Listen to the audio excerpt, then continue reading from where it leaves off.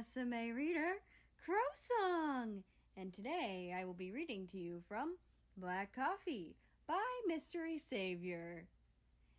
Now, on to Act 1, Chapter 6.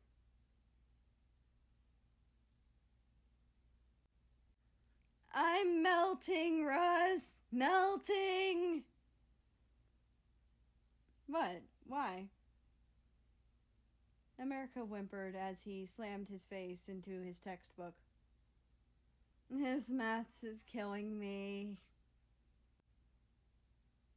Russia chuckled from across the small room, picking up a pistol that was nonchalantly sitting on the coffee table. Is that why you have so many guns? To fight off the numbers? Shut up, the suffering country mumbled, holding his head in his hands. What? Russia mused sarcastically, plopping himself in a spot next to America on the couch. The great United States has been defeated. Rolling his eyes, America sat up and slumped back into the couch, throwing his pencil onto the table, a sign that he had given up. Maths is my only weakness. I doubt that. America straightened again, eyeing Russia with a grin. Want to bet? Nah, Russia waved off the idea and smirked back at him. I don't play if I know I'm going to win. Oh yeah? America exclaimed, hopping off the couch and staring down at Russia. Russia winced slightly at America's volume. He was still a little hungover, but brushed it off, standing as well. Due to America being so close to the couch, when Russia stood, they were practically nose to nose, bodies pressing up against each other, as America felt Russia's breath dance across his face. Now it was Russia looking down at America, his shoulders squared to seize him up more. America felt his chest tighten as he stared up into the other country's eyes. Yeah, Russia breathed. Without warning, Russia jabbed his fingers into America's sides, earning a strangled gasp from the shoulder. Taking that as a good sign, he continued to dig into America's skin, causing America to start laughing uncontrollably.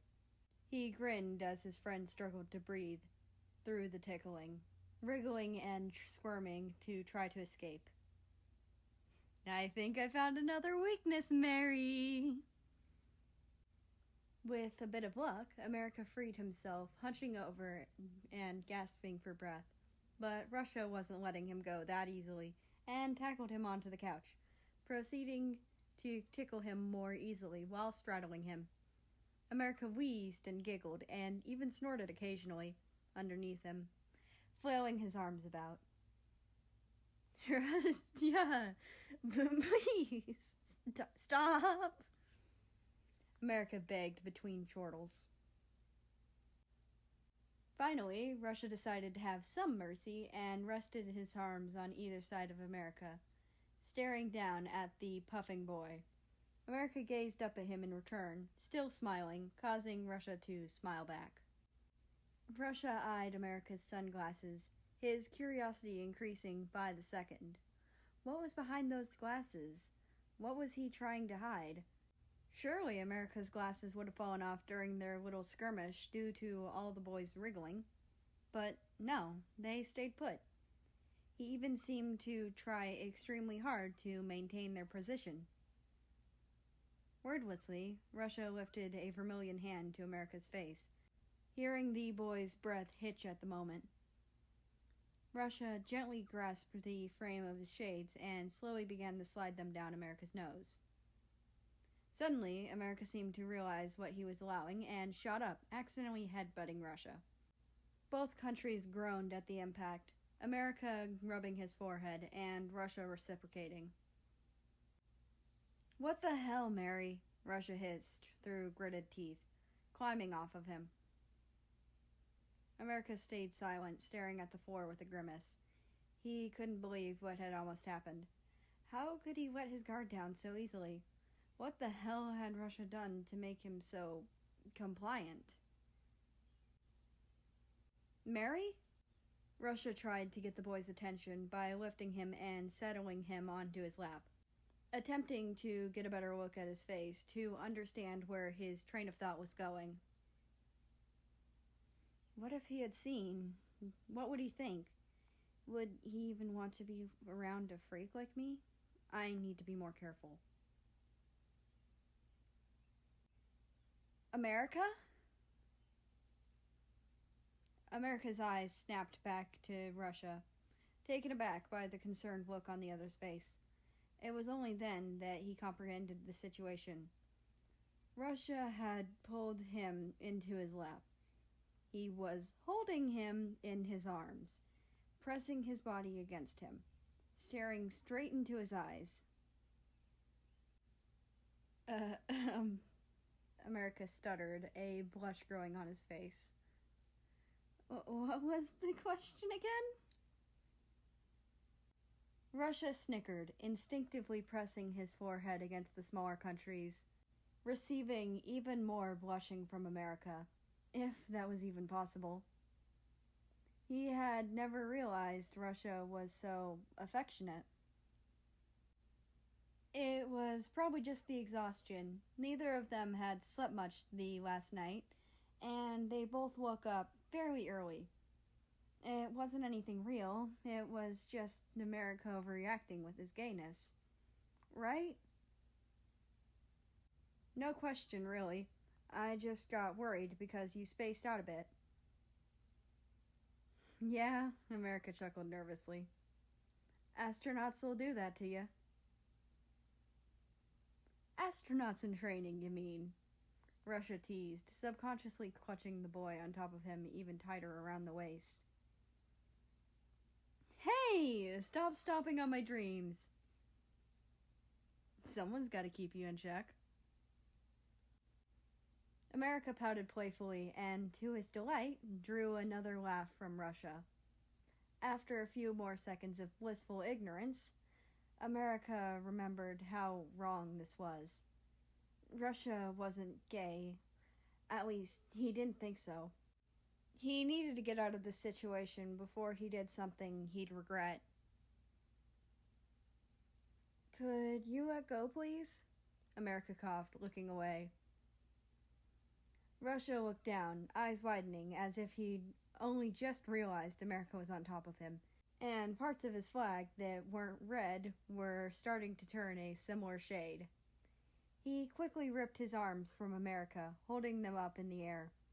America was not expecting such a dramatic reaction, and began to lose his balance, and fell back. Luckily, Russia's reflexes were fast enough to lurch forward and hug America to his chest, flopping back on the couch before America could smash into the coffee table. After the initial shock, America laughed breathlessly into Russia's shirt. He had given it back to him after taking it out of the dryer, and shook his head.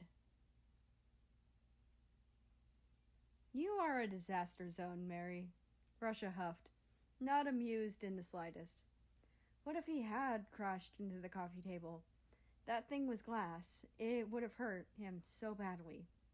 Russia gulped and tugged America closer at the thought. Yeah, I know.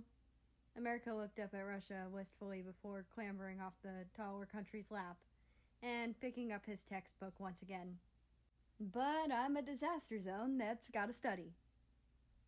Russia nodded and silently observed his friend, noticing the boy's obvious struggle a few minutes into his work. He also noticed something else. America?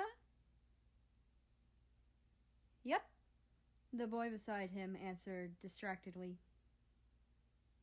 Do you have dyslexia?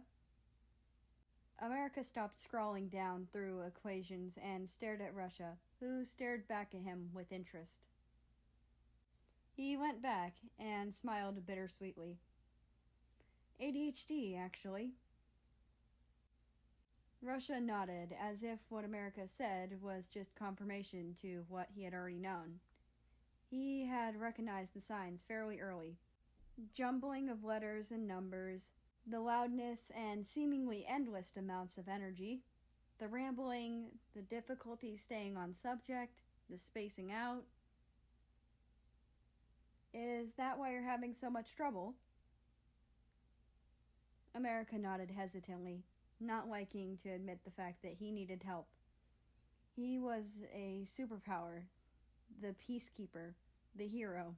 He needed to be this strong one. Others depended on him. What would they do if they found out he was weak? Instead of criticizing or mocking him like America expected, Russia simply began reading out the equation slowly, allowing America to keep in time with his words. Whenever America got a number wrong or swapped around, Russia would calmly correct him. He never got angry or frustrated or annoyed. He just stayed patient and understanding. Hey, Russ? Yes, Mary? Thank you. He didn't even seem bothered by it at all. And that's the end of this chapter. I hope you enjoyed it, because I did.